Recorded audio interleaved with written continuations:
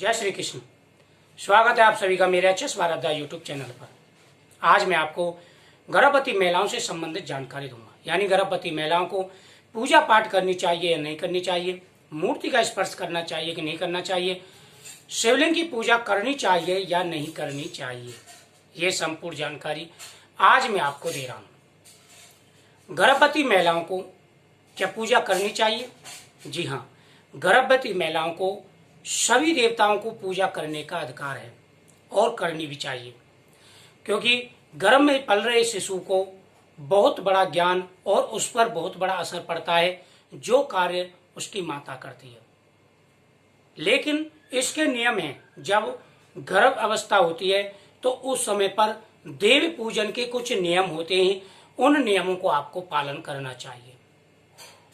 गर्भ अवस्था के 6ठे महीने से लेकर के जब गर्भ अवस्था का 6ठा महीना प्रारंभ होता है तो उस समय पर महिलाओं की स्थिति ऐसी हो जाती है कि वह ज्यादातर शुद्ध अवस्था में नहीं रह पाती।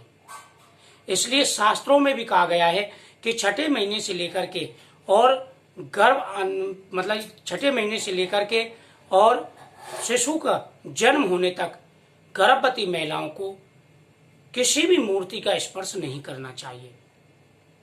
गर्भवती महिलाओं को शिवलिंग का स्पर्श नहीं करना चाहिए, क्योंकि वह मानसिक और शारीरिक रूप से इतनी शुद्ध अवस्था में नहीं रह पाती।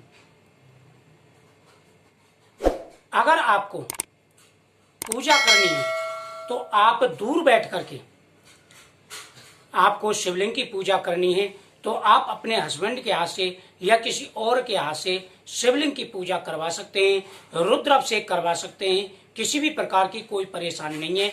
आप दूर बैठ करके हाथ जोड़ करके वह अभिषेक पूजा आप देख सकते हैं।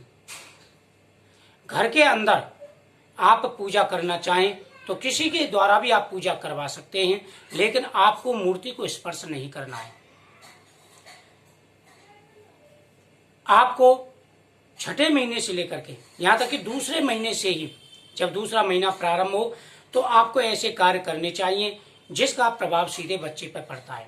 6ठे महीने से लेकर के महिलाओं को दूर यात्रा करना, ऊंचे नीचे जगह पर पैर रखना, ऊंचाई पर चढ़ना, यह सारे कार्य वर्जित कहे गए। इन सारी चीजों का आपको विशेष रूप से ध्यान रखना है और खान पीन का भी विशेष रूप से ध्यान रखना चाहिए। आप घर में बैठे हैं तो घर में बैठ करके आप किसी भी पुराण का पाठ कर सकते हैं, भगवान के संतान गोपाल मंत्र का पाठ कर सकते हैं, भगवान के किसी भी द्वादश अक्षर मंत्र का पाठ कर सकते हैं, या आप हरवंश पुराण का पाठ प्रतिदिन सुन सकते हैं।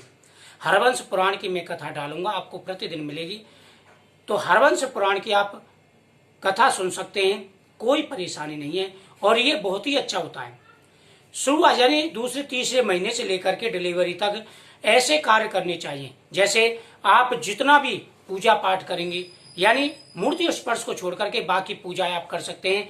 दूर से बैठ करके पूजा करें, श्रवण करें। श्रवण करने का बड़ा महत्व, आप अपने आप जोर जोर से हल्की थोड़ी आवाज में, ज्यादा तेज नहीं ज्यादा कम नहीं, ऐसी आवाज में किसी भी पुराण का पाठ करें या किसी भी पुराण को सुने।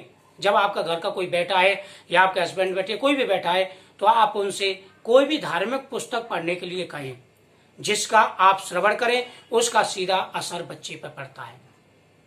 आपने सुना होगा महाभारत युद्ध में अभिमन्यु ने चक्रव्यूह भेज दिया था, क्योंकि अर्जुन ने अभिमन्यु जब वो पेट में थे तब यह चक्रव्यूह का भेद बताया था और उस समय गर्भ अवस्था में अभिमन्यु ने यह सुन लिया था।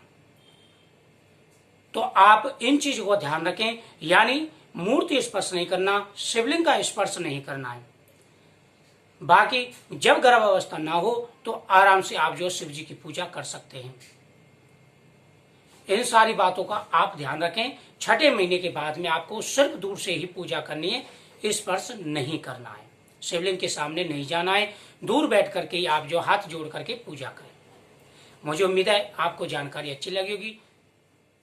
जय श्री कृष्ण।